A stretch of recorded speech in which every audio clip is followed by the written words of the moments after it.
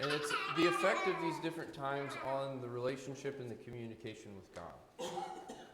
So I want to start with two questions that are just kind of a reflection as we start. And the first one is, do you think it's important to have variation in the times that you pray? And there's going to be a why, so don't just say yes or no.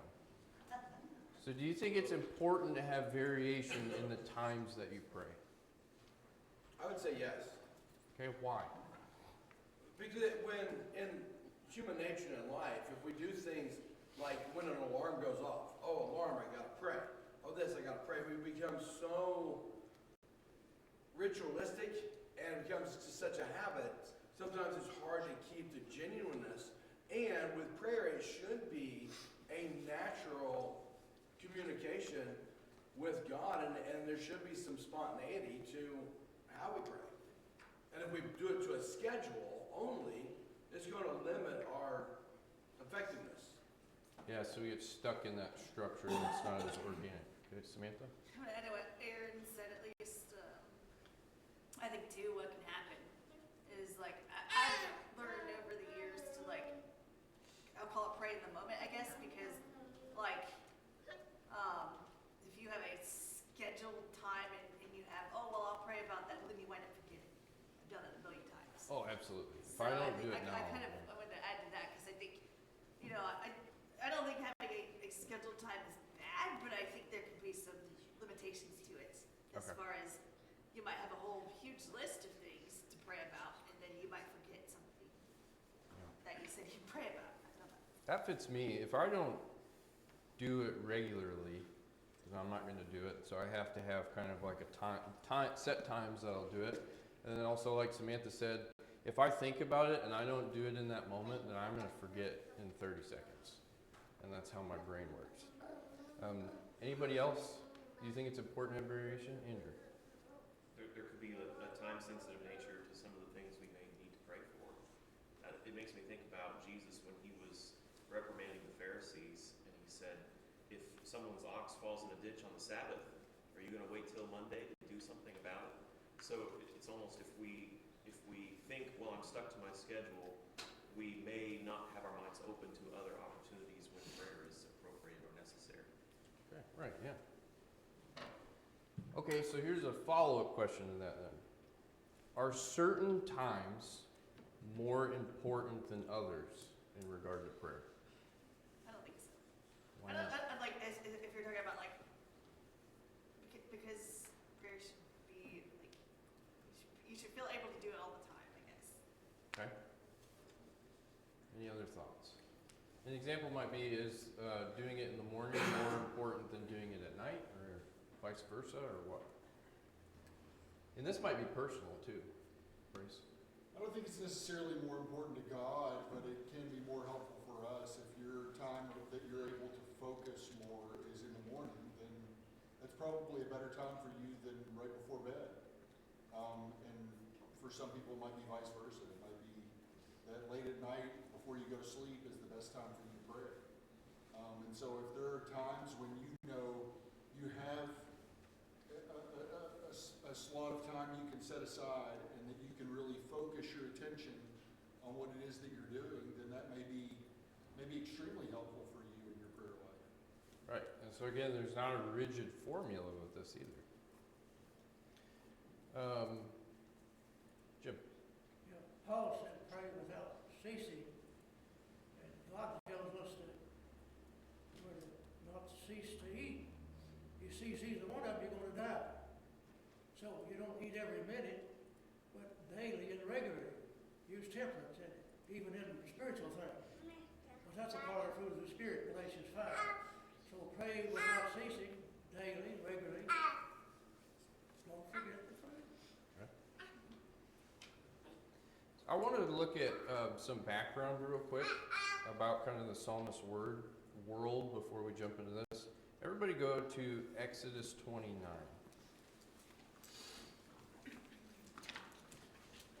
So as I was studying for this, one of the things I found myself kind of thinking sometimes is, oh man, they just had all of these organic opportunities that they created in the morning, in the evening, in the middle of the night. And I'm just so terrible in comparison to that. And I think it's helpful to look at some of the background and just how their sort of religious life is structured. And I think it'll go with what we're saying. Can I have a volunteer to read Exodus 29, 38 through 42? Let's get somebody who hasn't talked yet. Alicia. Now this is what you shall offer on the altar: 2 lambs on the first day,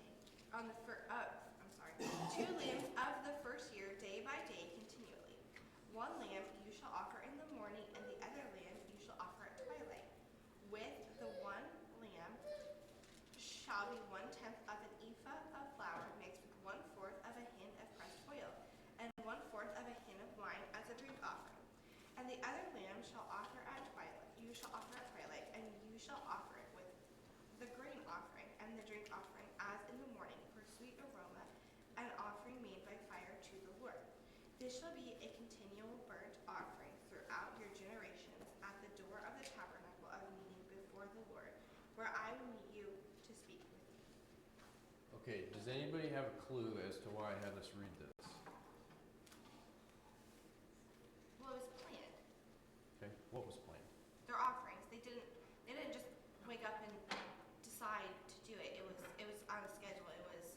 It was intentional.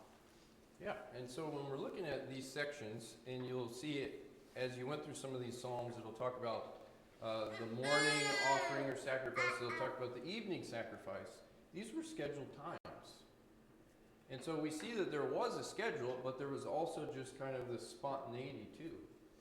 And so I saw, oh man, I really got to level up and get to all these random times and opportunities. And then if you look at it, they had this structure where there was a morning sacrifice and evening sacrifice, and that would be accompanied with worship and with prayer. And we see some of that reflected in the Psalms of they're doing it at those specific times, but they're also doing it all these other times. In the middle of the night, before the dawn, before the sacrifices are done. And so as we've been saying, it's a mix. There might be a time of the day that's more helpful for you to regularly dedicate, but then also there comes moments where we need to pray, or maybe we're just having a sort of feeling. And so it's a balance of those things. So I just wanted to point that out so that we don't lose sight of kind of the world that they lived in at the time. Okay, so we will then jump in, if there's no other comments about any of that, into this topic of the psalmist prayed in the morning. And I think especially with this lesson, it'll be incredibly tedious if we go through every single one of these references, so we're not going to do that.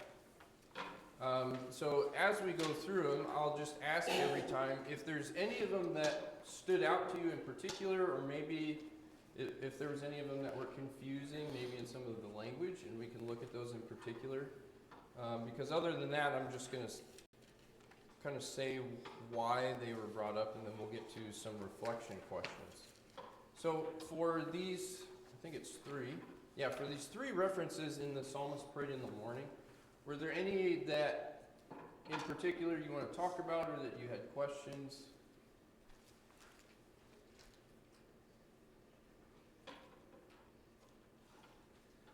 Andrew. Maybe for the Psalm 57 reference and maybe some of the others, I saw some of these as, you don't necessarily have to even read them as being literally in the morning hours or the morning portion of the day. Particularly in Psalm 57 where he's telling his soul to awake. I see the mention of morning as a descriptor of the state of mind, or a descriptor of the stance that he puts his soul in, the position that it takes of alertness and at the same time calm and focus. I think what's consistent about morning and evening is they tend to be the quietest times of the day. So there could be some thread common through those there where it's a time when we can focus and there's not other things that draw our attention away. Okay, yeah. Yeah, I think that's a good comment. The Psalm 58, 57 one, I think we can take it as the morning, but yeah, there's something poetic going on there, more so talking about the state of mind.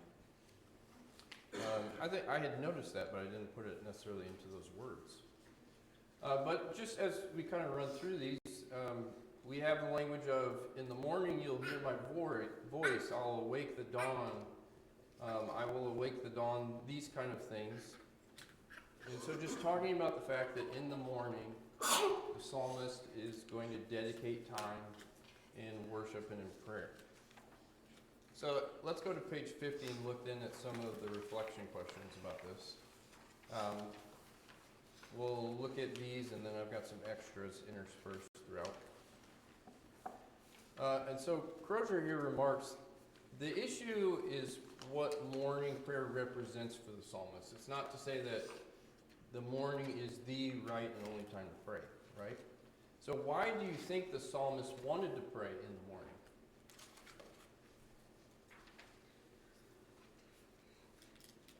Jeff? I think it could be where you're not bogged down with all the thoughts of the world, and you can center your thoughts on Christ and the kingdom. But now, back then, it was more just on the Lord itself. Yeah, so before the day comes and hits you in the face and distracts you with everything, and maybe a lot of us are a little bit more clear, prioritizing time then. What else do we think? Why did they want to pray in the morning? Good way to start your day. Good way to start your day, yeah. Get you in the right mindset, Brace. Yeah, I mean, just building on what Angie said, I mean, if we start the day off with our mind focused on God, then we're getting a good start. I mean, that's a great way to begin your day and to get your focus to where it needs to be for the rest of the day. Yeah. If we can focus our attention on a conversation with God and asking for His help and seeking His glory, that's a good way to start the day. Yeah, absolutely. Zig Ziglar said once that he starts his day with, looking at the local news and what's going on in the world. Then he spends time in scripture and prayer. That way he can see what both sides are up to that day. Yeah, that's a good one. So I find for myself that I have a habit, I would say maybe, I guess this was relative to what mid or early morning is. But after I've done, my readings for the morning, and I'm kind of in that frame of mind, that's usually a time in the morning for me to pray. And I notice a marked difference in how my day goes, just in terms of my mindset, of whether I made the priority to pray that day or not. If I don't, my brain does all kinds of screwy things, and things don't go as well. If I do, usually I'm in a little bit more of a mindset that I want to be. And so with what everybody said, reflects kind of, I think, 3 words that I wrote down about the benefits and the priority of prayer in the morning. And I had said anticipation, priority, and eagerness. So for one, if we look at the language of, I'll awake the dawn, basically, I'm going to be up before the sun is up. I'm going to be the thing that makes everything else wake up. In the morning, you'll hear my voice. There's this eagerness, there's this anticipation about waking up and living a life in God's presence. Maybe we can't exactly connect with that. I mean, I don't really like getting out of bed most of the time. But they have this anticipation of being with God and speaking to Him, and they make it a priority. And that's really what I think the morning is about. And so then Edwin Crozier gives this, I think, a good thought experiment here with number 3 on page 50. He says, could you imagine waking up with your spouse, or you could insert roommate or sibling or whoever. Could you imagine waking up with your spouse, showering, brushing your teeth, eating breakfast, taking care of the morning routine, and then leaving for the day without saying a word to your spouse? If I did that, I would be in trouble. So when does that kind of thing happen? What does that say if you go through your whole routine and you leave and you don't talk to the people that you live with? What does that say? Poor communication. Poor communication, yeah, that's a big one. Probably aren't one bit interested. What was that? I said you're probably not one bit interested in them. Yeah, I'm not too interested in talking to you, really. What else? What do we think? Patty? You're not prioritizing the relationship. Yeah, you're not prioritizing the relationship if you're not making sure to communicate with them, right? Anything else? When does that kind of thing happen? So when you leave without talking, what kind of seasons or situations is that usually in?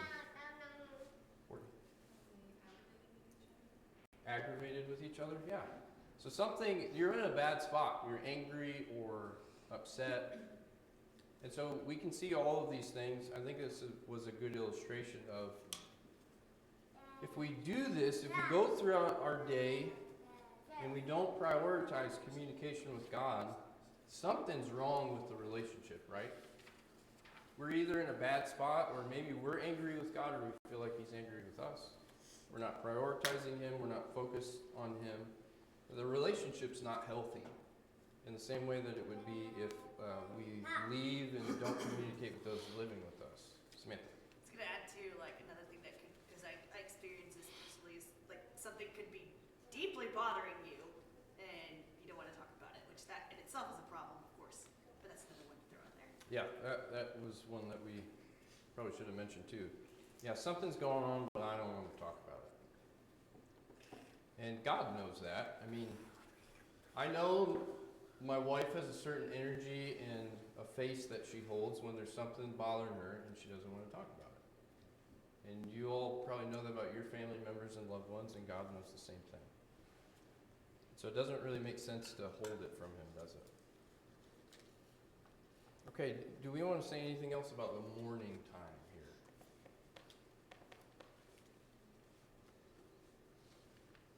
Okay.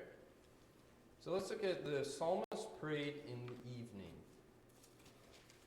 So any of these references that stood out to you or that you have questions about?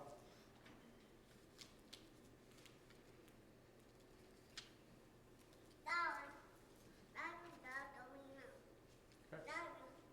So we look at Psalm 4 through 8. We have the language of ponder in your hearts on your beds. In peace I will both lie down and sleep. And really, if you look at Psalm 4, that whole thing is sort of an evening prayer, not just those verses there. Psalm 55:17, evening and morning and at noon I will utter such and such. Psalm 141:2, lifting up of my hands as the evening sacrifice, like we talked about at the beginning, that dedicated time. I'll lift up my hands like the sacrifice. So in addition to the morning, they prayed in the evening.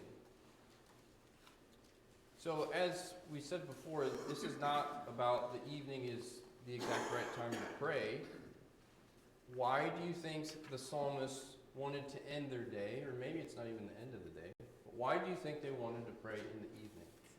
Samantha. Kind of the opposite of what Chet said about praying in the morning. Sometimes you're overwhelmed by stuff that's going on in the day. Your thoughts have gone on in the day. You want to kind of unwind and express all that. Yeah. So kind of a word that's coming to mind is like a cathartic release of getting everything out that's been inside. What else? Why do you think they wanted to pray in the evening? Andrew. So when I read these, the theme that I saw, in my opinion, thought of was the day has run out on them. It's more of the evening is brought up as a continuation. They're still praying, and there's not enough time in the day to get it all in, so they're still praying even when evening comes. And it's I see this pointing to the continuousness that they think about God and how even once evening hits and it's time to go to bed, their thoughts are still turned toward prayer. Yeah, I think that's a helpful way to think about that. It's not just this sort of truncated morning, evening sort of set, but instead it's a continuity of prayer the whole day. Jim? Yeah, and my thinking, we need him in the morning, but we need him more in the evening, because we're getting tired, harder to keep his will, so let's sure pray in the evening. Yeah, a lot of times we're more vulnerable toward the end of the day, tired, hungry, that acronym, hungry, angry, lonely, tired. All those times that things are a little bit more difficult. Let's see. So, yeah, I'll say that now. So that goes with what Jim was saying. I have found, especially recently, sometimes I cannot trust my brain in the evening or at night. It's me in particular, I start getting especially mentally tired, and I have all kinds of weird thoughts that run in my mind. And I can go in all kinds of weird directions. And that's just part of how fatigue works for me, and I learn not to take myself very seriously at those times. But a lot of the times I need to, I think as Samantha and others were saying, I gotta just get that stuff out of my head sometimes and express it to God and have somewhere to deal with it and say, I don't know why I'm thinking this, I don't know why this is where I'm at, but I need your help. And so as Jim was talking about, there's all kinds of vulnerabilities that happen toward the end of the day. You've been at work all day, and then you come home, and there's all the stuff at home that you have to deal with, whether it's dogs or kids or the spouse that you left without talking to in the morning, whatever it is. And so this continuity, I think, as Andrew brought up, of we speak to God in the morning, we continue that through the day, and then in these more vulnerable times, really, where we're just spent and we need to talk to God more as well. Anybody else feel like that, where they're more vulnerable, kind of thinking a little bit crazier toward the end of the day? Yeah? Okay, I'm not the only freak in here. So let's use the illustration that we talked about with the last section. What if you went through your whole day and you transition into the evening time? Maybe that for you that's dinner, or maybe it's watching TV, or I don't know what your schedule is. But you go through all of that and you don't say anything to your family or to your spouse or your roommate or whoever it is. You just continue on through without any kind of communication. What does that say? That you're in a really bad mood. Yeah, something bad probably happened today and you want to stay out of my way. What else might that say?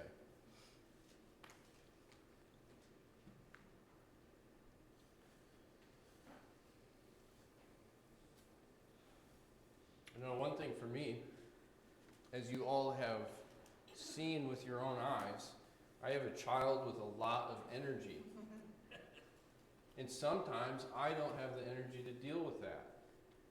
And so I find sometimes if I'm in a frame of mind where I'm kind of avoiding him at times like that, it's communicating, you're too much for me and I can't handle you right now. That's not fair to him. That's a me problem, not a him problem. So that's another thing that can be said if we're, avoiding that communication and we're not talking. And so let's ask the follow-up that we asked last time. If we go through all that and that's the situation we're in where we're not communicating and we're not interacting with those around us, what kind of times does that usually happen? What's going on in the relationship? Strained somehow, yeah. Maybe something happened earlier in the day and it's not resolved. And so you could turn that back of maybe you felt like God failed you somehow or something bad happened and you're a little bit resentful about it, and so I'm not talking to you right now. If we're in a time where we're not communicating, then those are some red flags that something's wrong. And so as we've said, this continuity of talking and of interacting with God. And some of the words that I came up with, like I did with the first one, I think one of the benefits of prayer in the evening is reflection. So all these things happened in my day. I talked with these people, these events happened, I had these feelings, these kind of struggles. And now I can reflect on it. And I can unpack it all with God and make sense of what happened and where I need to grow, what maybe I need to make right. And so that's one of the advantages, I think, of the evening is reflection. And I think the other one is closure. I'm wrapping up everything that happened in the day. I'm, making sense of it all and packaging it up, maybe, depending on who you are. Maybe you take it to bed with you, I don't know. But another benefit, I think, can be closure. We deal with things and work through them there. Any other words or benefits, Jim?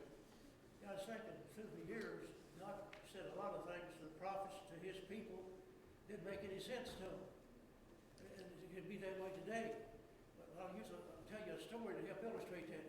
Through life, when I did what God said to do, it always worked. Back there in the horse and buggy days, this farmer put a sign out in his driveway, said help wanted. A guy come and applied for the job. He had him a new chopping axe. He said, go down to the barn, chop a tongue out of a wagon. No, he said, I don't want to do that. So I can't use you. The second come along the same way. The third guy come along. He said, take this axe and go down and chop the tongue out of a new wagon. He looked at the axe, looked at the farmer, said, I don't understand why you want to do that. So if you want it done, I'll do it. He went down there and chopped the tongue out of the wagon. Come back, the farmer said, you got the job. See, it's better to lose a wagon tongue than to lose many other things and the guy won't do what you say. Same way with God. If you do what he says, it'll come out right. If you don't, it's going to come out wrong. Okay. That was a new story for me. I haven't heard anything like that before. Yeah. Unpacking things, reflecting, learning the lessons, like Jim is talking about, all of those things can be benefits. We got two walkers. Which one was first? Senior. Defers. Psalms 5, he prays in the morning, verse 3, O Lord, thou wilt help our voice in the morning. I will order my prayer to thee and eagerly watch. And then the psalmist goes on to say what he's watching for. And he's saying there's an unfairness, there's an inequity in the world when evil prevails and righteousness doesn't seem to prevail. And I want to know how many times he prayed this. Was that 50 times? Was that 100 times? Was that 1,000 times? And then with each one of those prayers to eagerly watch throughout the day to see where God is fulfilling his promise. And how does that work? Because I'm having time with that one. I don't know if I have an answer for you, but I think of that too, where things happen throughout the day and you're kind of waiting for things and wondering how they're going to work out. And at the end of the day, you can say, okay, how did things turn out? How did things work? I don't know. I think one of the things that we have to remember about the Psalms that was kind of helpful for me, even in going through this lesson, is most of these were prepared after the fact. So they obviously have roots in the moment, but these are kind of prepared and maybe a little bit more polished because they were used for corporate worship and different things later. And so, how many times did he say that? How many times did he question? How many different mornings or evenings was that brought up? I don't know. And the attitude that I'm getting is that he's eagerly watching because he's expecting the Lord to do something about it.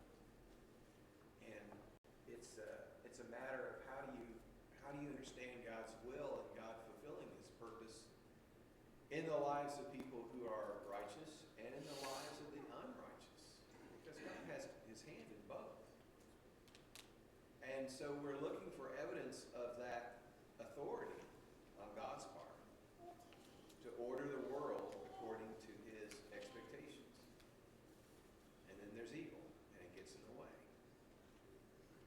it's a continual, constant conflict between those viewpoints. And then the admonition is to pray with constancy and continuance and perpetuity. So I'll swing back again to ask the question, what does that mean in terms of praying with eager anticipation when we're in a fallen, corrupt world and some things are just not going to work out the way that we think they should work out? I have a couple thoughts, but I want to open that up to the floor. What do other people think? Saw a lot of heads go down. I mean, I guess it requires seeing prayer as an oasis and as a shelter from, if the world is that depressing and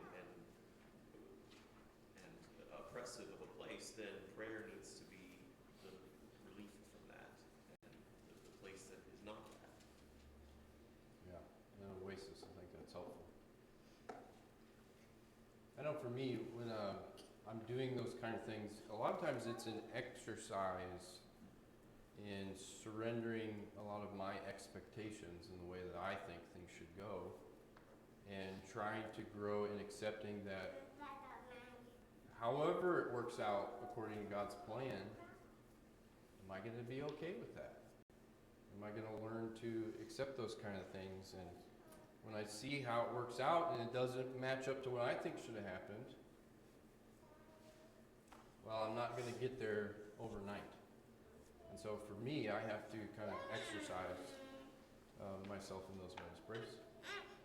I think kind of along the lines of what you're talking about is that one of the important things that prayer is designed to do is to help us to understand that God is the way we know Him to be as He's revealed in Scripture. We see clear examples of that. But the reality is, I mean, we can look at so many examples in Scripture at the fact that God's timing of dealing with things in the way that He will and in the way that He does is not always what we expect it to be. And that's important for me to try to work to get my mind around and to ask God's help to get my mind around. I mean, all that happened in the life of Joseph was ultimately designed to preserve Israel through a famine in the time of Egypt, and then to lead to their slavery for 400 years. I'm not sure Joseph saw clearly through his life, well, this is God at work, because it sure seemed like a lot of wickedness going on and a lot of him being punished for things that he didn't do anything wrong with. And so that's really the history that we see of mankind throughout Scripture, is that God is at work and He is accomplishing His will and His purposes and carrying out His righteous will, but it doesn't always look the way we expect it to look. And faith is trusting God to continue to be who He is and to fulfill the promises that He's promised, in spite of the fact that it doesn't always look like that's happening on an hour-to-hour or day-to-day basis. And so that's hard. I'm not there yet. And I mean, I struggle with things in my 50s that I thought by this time I would have figured out. And it's like, why am I struggling with this? Well, because I still don't understand as clearly as I need to that God's timing is not always what I think it ought to be. And God is working in my life, hopefully, to mold me and make me more like I need to be. And I see that in the life of Joseph. I see that in the life of Jesus. I see that in the life of Hannah and Ruth. And so, I mean, I've got to learn that lesson. And it's not fun. It's not easy. But prayer can help me to, if nothing else, at least to acknowledge those facts and to try to remind myself of those truths, even when it doesn't necessarily feel that way. Yeah, absolutely. we're going to talk about Joseph in that passage later today. But yeah, I mean, all kinds of things happen. And you kind of look back and you think, wow, I didn't expect that. A running joke that Salem and I have right now is, this time last year, did you think we would be doing this? You know, we talk about it all the time. This time last year, did you think that we would move out of the state where we were born for the first time, away from all of our family and in a new place? Like, wow. I wasn't expecting that, but then you look back and you're like, so glad that happened. That's not exactly what I was planning, but you are just marveling at how things work out. Jim, you had your hand? Yeah, I want to remind us, let's continue to pray, but let's put feet to a prayer. God doesn't expect us to lean on a shovel while we pray for a hope. Yeah, I think that's good. If I'm just kind of sitting still and saying, you know, God, just do everything for me, it's probably not anything going to happen from that. And Andrew, you had your hand up a while ago. Do you still have something? Or? Yeah, it goes back to the comment that you made about needing closure, and that just made me think about, you know, we have a situation that the psalmist did not, where we possess the ability to, in spite of nature, maintain connectivity and stimulation on into the night. I mean, that's really a new thing that we as a species are not very good at handling, and we're understanding more and more that messes with you when you don't allow quiet and darkness and the change in temperature as the day turns into the night. All those things affect your body and the hormones that your body makes, and it prepares you for rest and prepares you for recharging. And so I think kind of a modern take on this is it's important to allow prayer to take its place as one of those things that calms us and brings us closure, and let it be a piece of that winding down at the end of the day. We tend to spend our evenings in modern times entertaining ourselves, and you know that's not necessarily what, you know, the psalmists, when the sun went down, there was nothing else to do but go down with it, you know, and prayer was a piece of that decomposition. Yeah, absolutely. When all you have is an oil lamp and the sun goes away, what else is there to do?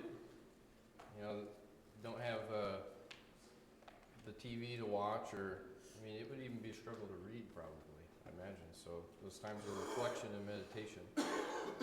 So let's go to the psalmist prayed in the night as our way to kind of finish up.